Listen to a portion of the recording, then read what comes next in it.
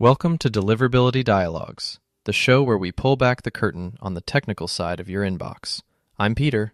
And I'm Leslie. Today, we're tackling a question that feels like a classic catch-22 for every email marketer. You want your emails to look incredible.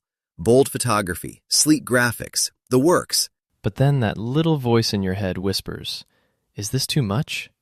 Am I just designing my way straight into the spam folder? It's a real fear.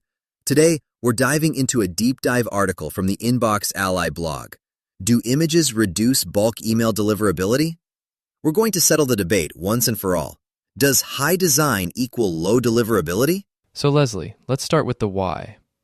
If images carry any risk at all, why don't we just send plain text emails like we're back in the 90s? Because, frankly, plain text can be a snooze fest for a consumer brand. The InboxAlly team points out that images are vital for engagement. We're visual creatures. An image can convey a brand's vibe or show off a new product in a fraction of a second. Right, and we know engagement, clicks and opens, actually helps your sender reputation in the long run. Exactly. It's a balance. But here's the stat that stopped me in my tracks. The average person spends only about 13.4 seconds reading an email. If you have a massive wall of text, they're going to bounce. Images help you make your point before those 13 seconds are up. The problem isn't the presence of images, it's the dependency on them. Okay, so if images are good for humans, why do spam filters sometimes hate them? It comes down to transparency. Historically, spammers used image-only emails to hide trigger words like free or winner from the filters. Filters have gotten smarter, but they still prefer to read HTML text. So if I send an email that is just one giant JPEG containing all my text and my Buy Now button, you're essentially wearing a digital mask. To Gmail or Outlook, an image-only email looks like you're hiding something. It's a huge red flag. Plus, there's the technical weight. Large, unoptimized images slow down the load time.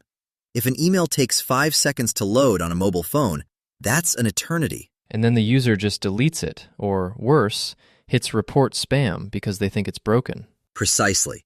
Your technical deliverability takes a hit because your user experience failed. There's also the issue of what the recipient actually sees. I know I personally have load images turned off by default on my work computer. That's a massive hurdle. If your entire call to action is an image and it's blocked, the user sees nothing, just a blank box. You've lost the conversion. And don't get me started on dark mode. I've seen logos with white backgrounds that look like giant glowing bricks in a dark interface. It's not a good look. It looks unprofessional, Peter. And when an email looks off or buggy, people don't trust it. Low trust leads to low engagement, and low engagement eventually leads to the spam folder. It's a domino effect. All right, let's wrap this up. If our listeners want to keep their beautiful designs and their high deliverability, what are the golden rules from the InboxAlly guide? Here are the big four to live by. The 60-40 rule. Aim for 60% text and 40% images. Give the filters enough live text to read so they trust you. Use alt text. Always fill out the alternative text for your images. It tells the reader and the filter what the image is, even if it doesn't load. Compress everything. Use tools to keep your file sizes tiny. Speed is your best friend. Bulletproof buttons. Don't make your click here button an image.